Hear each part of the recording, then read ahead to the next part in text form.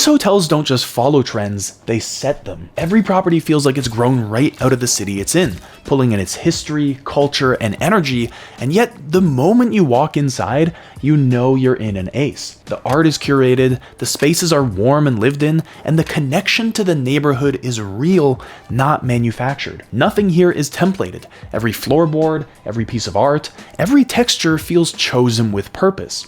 So this isn't hotel as template, it's hotel as place. And so in this video, I want to walk you through the 4 big reasons why Ace hotels always look so good and why no 2 properties ever look the same. Okay, so reason number 1 is that the lobby of an Ace hotel always lets you know exactly where you are and that you're in an Ace. So I want to look at a bunch of images with you to show you exactly what I'm talking about here. For example, Toronto greets you with sculptural concrete and soft green velvet, so this kind of brutalist shell around a warm heart. Kyoto goes a little more poetic. It's got this amber lighting with carved wood and these quiet curves around every corner. And then Athens keeps things really breezy and sunlit, just like you would expect from Greece, with these terrazzo floors, punchy art, and a bunch of soft geometry. Then Brooklyn goes moody and maximalist, while Sydney is a little more clean and refined. And to be clear, you won't see any fake luxury finishes here. There's no marble, no chrome,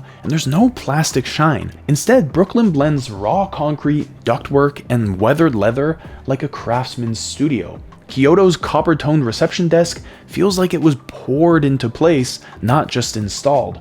And so the textures all throughout these spaces do the talking. With wood grain, rough plaster, and unlacquered metals, everything in these spaces feels super intentional. Another thing you'll notice about the lobbies is that the furniture feels really custom and not corporate at all. Right? In Athens, we've got this hand-built table with solid wood chairs that feel more like a workshop than a showroom. In Brooklyn, these sunken leather booths are heavily creased on purpose because Ace wants them to look lived in. And the chairs in Kyoto echo Bauhaus shapes. They're bold, simple, and functional. And so everywhere you go, you get a bit of a different taste of Ace, but every furniture piece feels like it was found, not ordered from a catalog, as if someone actually curated the space. Now, of course, lighting always adds a ton of character, and so the hanging cube pendants in Toronto mimic the curves of the room, which they do it in a bit of a subtle way, but it's still got rhythm to it. In Kyoto, the ceiling is a floating sculpture. It's got a matrix of these red rods and pinpoint bulbs, which make the space pretty spectacular. And in Athens, it keeps things intimate with these mushroom lamps on the long table, which is more cozy, soft, and a little bit retro. And then there's always a mix of zones as well, not just a single lounge. So one area you'll find is built for working, just like the long desks you see in Athens and New York, while other areas invite slower conversation. Kyoto's lobby slides from bar to retail to cafe without any sort of harsh transitions, so you can sit, work, read, drink, or just browse, all without leaving the lobby at all.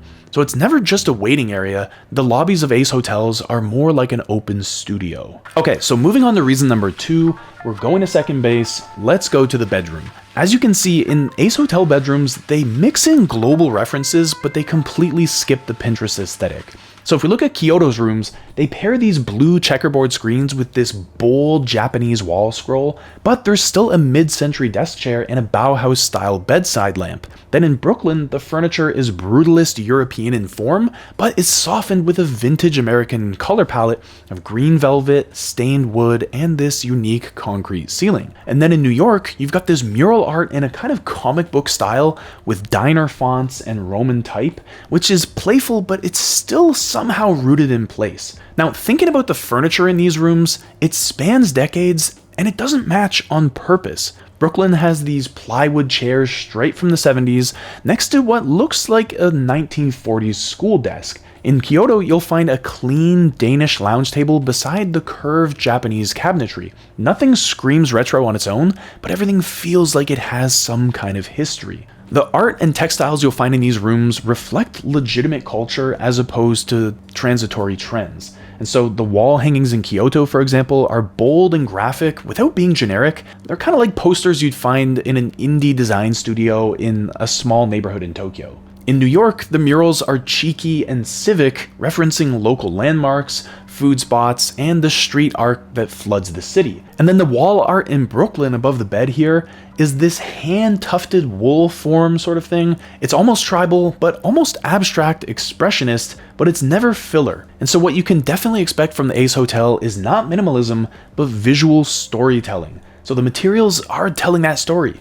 Canvas, felt, velvet, carved wood, they're all sourced for their texture, not for their shine. And so overall, these rooms look good not because they're styled to be perfect, but because they're styled to say something. Okay, so we've looked at the bedroom now, let's get into the bathroom. In my view, these bathrooms all speak the language of minimalism, but each of them has its own unique accent. For example, Sydney's curved ceiling, the chunky shelf, and these mustard tiles feel bold and sun-drenched, just like the city. The shapes are playful, and the palette is nostalgic, so it's minimalism with a bit of beach town swagger. But in Toronto, minimalism hits differently. It's quiet, clean, and comforting. The warm grout lines, plywood vanities, and globe lights give it a lived-in softness, which is modern without being sterile. Now, in Athens, they lean more into heritage. So they've got that green-veined marble that feels ancient and powerful, like a material that is legitimately pulled from the earth.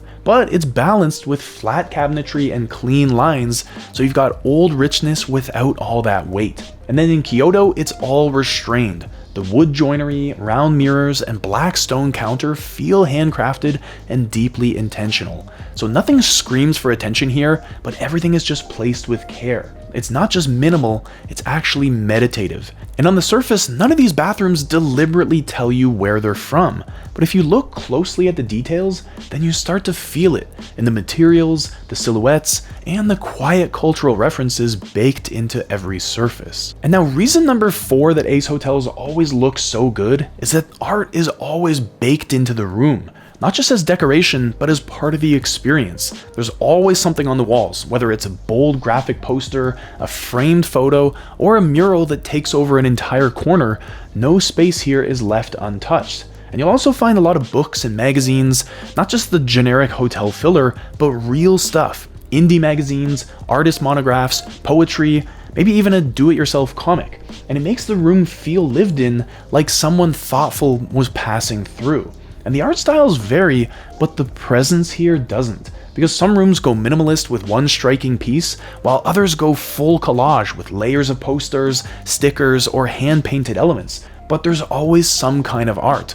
And it doesn't have to match the furniture, and that's kind of the point. Nothing is chosen just to blend in here. It's meant to stand out, to add contrast, and to give the room some attitude and depth. It feels like someone made these choices deliberately, because these are not staged, they're curated. And so every room feels a little bit personal, like someone with taste was living there before you, and they just left a few things behind. And so the Ace Hotel isn't trying to win you over with chandeliers or 5-star gloss. It's here to make you feel something.